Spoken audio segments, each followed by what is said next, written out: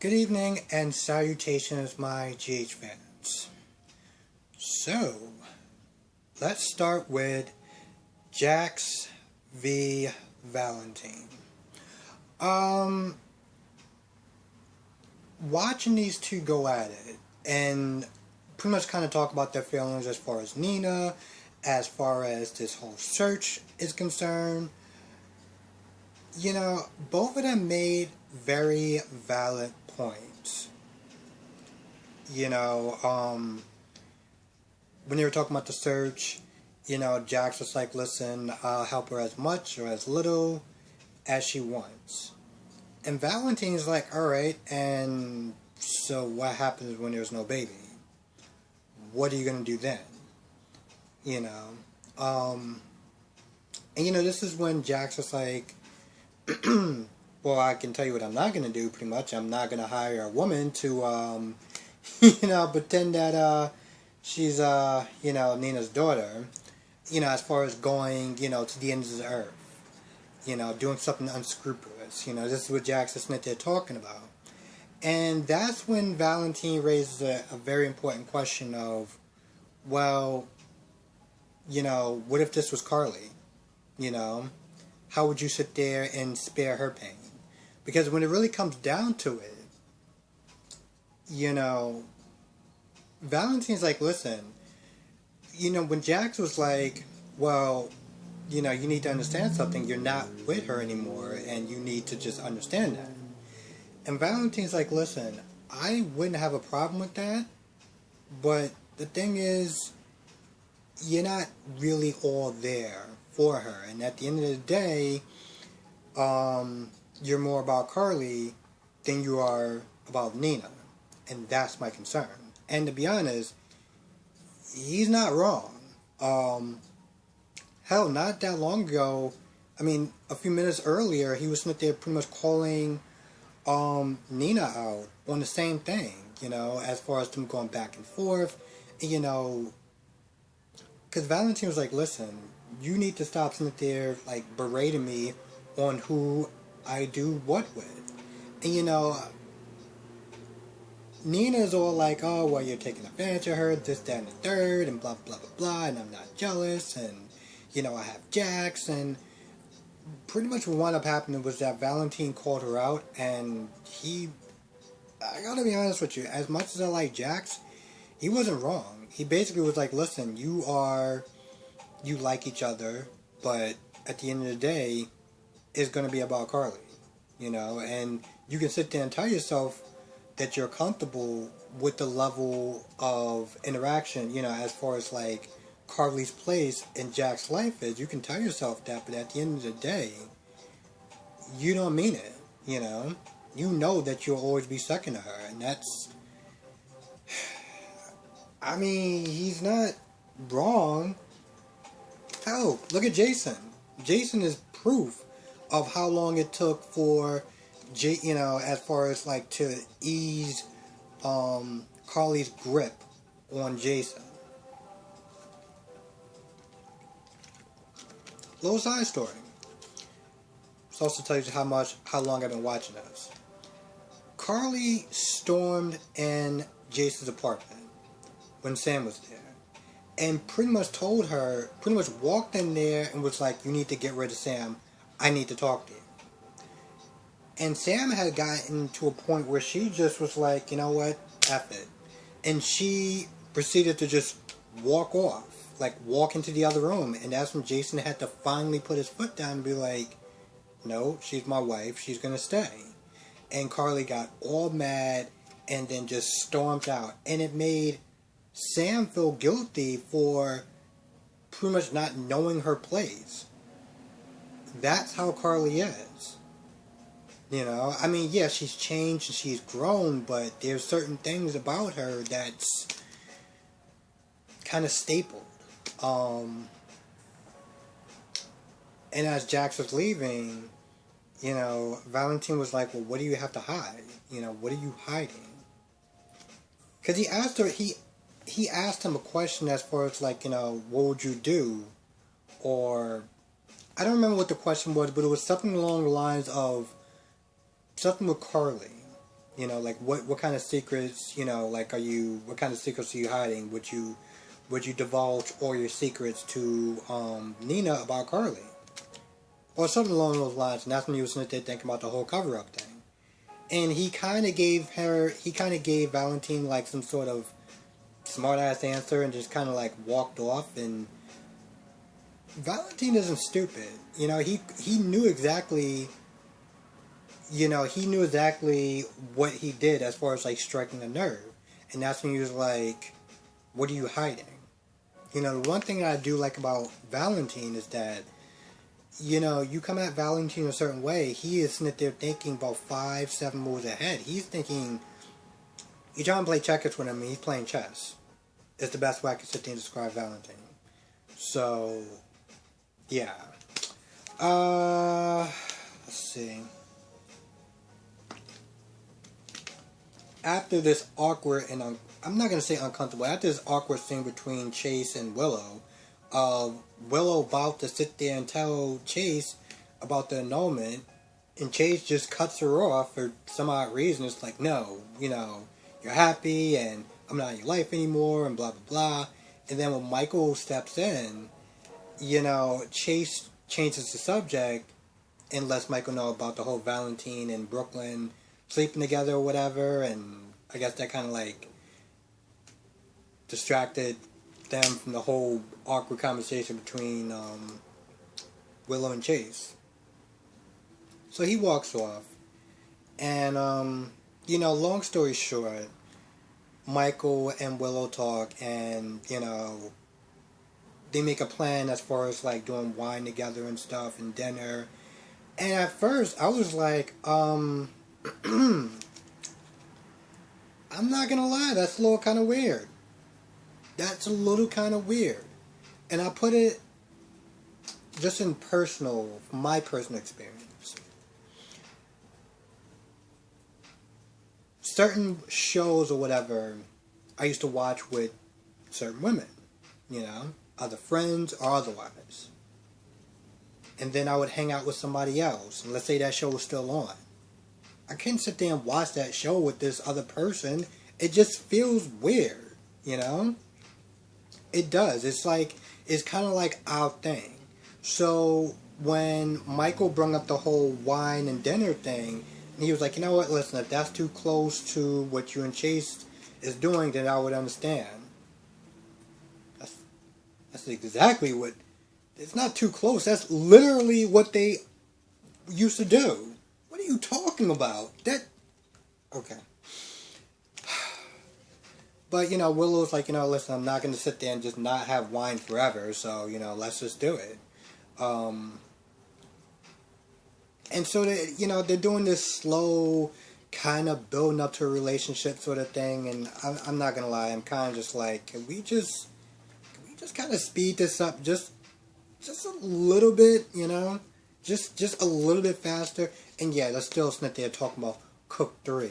Like, I know it's an inside joke, but it's one of those things where it's like, Jesus Christ, I'm pretty sure this person has a name. The fact that you just call them Cook 2 or Cook 3 is like, they're just a utensil in the house for people to use.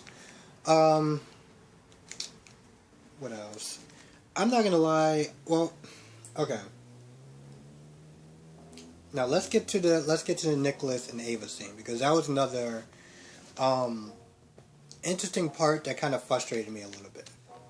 So Nicholas at this point, he confronts Ava, he lets down his guard, he tells her how he feels pretty much, tells her that he's starting to fall for her.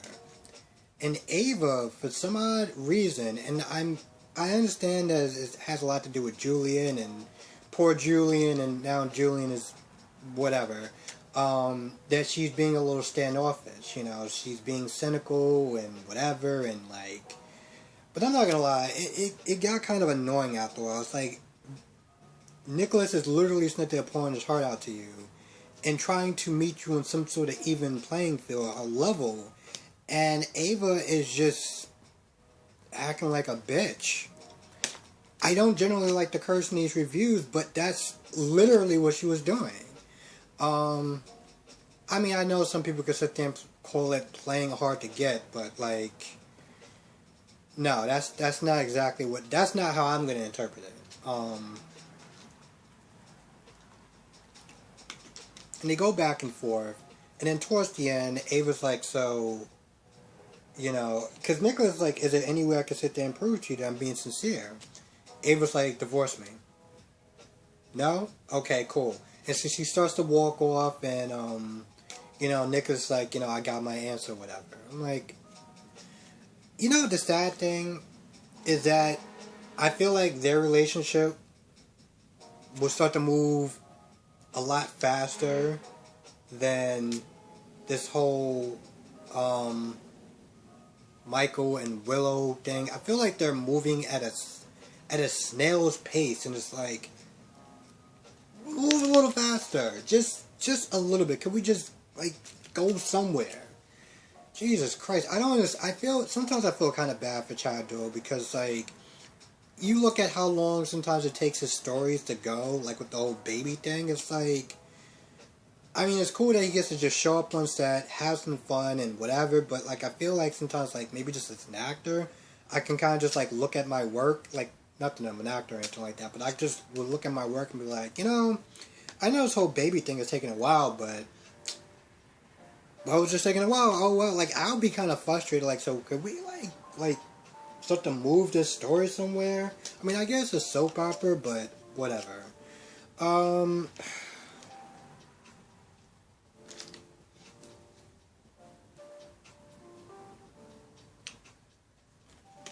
Nina attends the funeral, and then Chase, for some odd reason, decides to go to the funeral also. I know he was doing it more for him than for, her, whatever, but I still feel like, nah, I'm good, because that's literally what Willow and Michael was just like, you know what, I'm good. And Chase was like, I need to sit there and confront her. And I had a feeling like Michael and Willow's like, okay, yeah, you go and you do that. Yeah, you do that.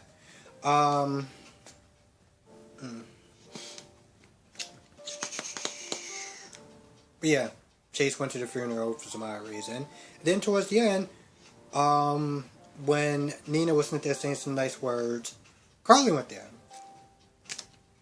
I don't really know why. But I have a feeling it's not good. I have a feeling there's going to be round 2 of Nina versus Carly. And here's the thing that I will sit there and say about Nina, because I'm not going to lie, I really don't give this character a lot of slack. And it's mostly because, well, I'm going to be honest with you, I just don't like her.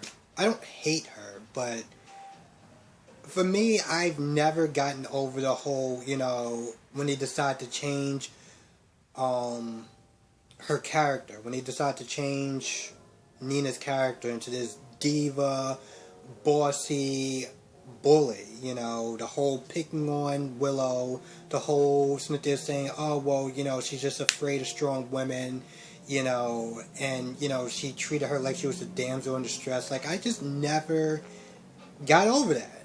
And I don't know if I ever will. So with that being said, and I understand where Nina's coming from. Because Nina looks at the situation as like, it's too bad that she didn't have somebody in her life to really kind of like care and give a damn. And maybe it would have turned out different. That's what she still believes. And so she feels sorry for her, and, she feels kind of bad, because she's like, the only thing I can do for you is give you a proper burial. And I understand that. But the whole, people didn't give her a chance, like, when she first came to town, people lined up to give her a chance, but she couldn't get, she couldn't get out of her own way. So, the whole, even when she was not there talking to Chase about, oh, well, people in her life just never really gave her a chance, and she was always bad, and blah, blah, blah, blah, blah, it's like, are you just not hearing what everyone else is saying?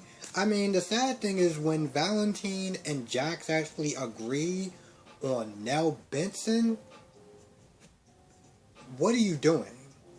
You know, I understand compassion to a certain extent, but I don't believe in, well, one, I don't believe in just because you have a crummy upbringing that gives you, carte blanche to wreak havoc on everyone else. And again, it's not like she didn't have people in her corner later on in life. I mean, yeah, it was later, and you might have started out as a terrible person, but Carly started out as a terrible person. Nina probably wasn't a great person when she started off, and she had people in her life to change her. Nell just didn't want that. So every time she keeps into saying, well, she didn't have people in her life, it's like, oh my god, are you kidding me? That's literally how I feel. And then we'll talk about the last thing, and if I missed something, I guess it wasn't that important. And this was the Sunny... Oh, there was some talks between Jason and Carly about her nightmares from Nell, and I guess she trumps it up to post-traumatic stress, and it doesn't really go anywhere. I'm not gonna lie. Another thing that doesn't really go anywhere, to some extent, is Sunny and Jason. So, Sunny gets back, he talks about a will, about some personal effects, and a horse, that if it's in riding shape, it's going to let him run. If not, it's going to just, I don't know, take him to where all the other ponies go. I don't know. And, they talk about, strategy with Cyrus and Brando.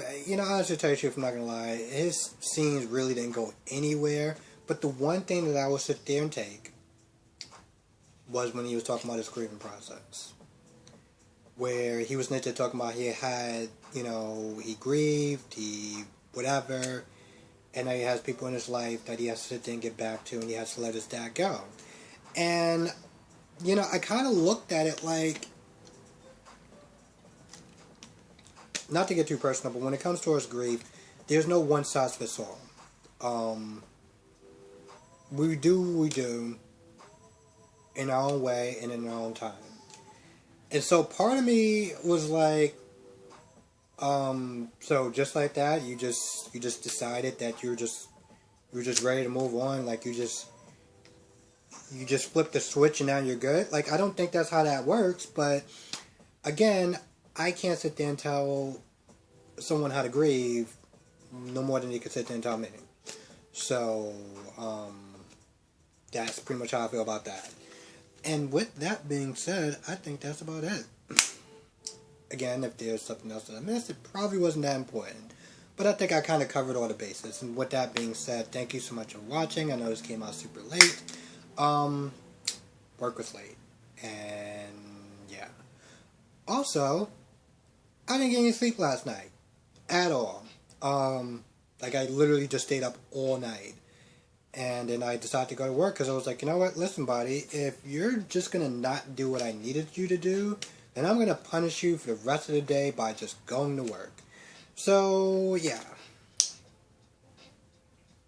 I'm going to sleep like a damn log tonight. With that being said, let me know what you thought of this whole episode. Thank you for everyone who's been watching my channel, all my subscribers and new subscribers I see. Thank you for watching my channel, and hope you enjoy the reviews.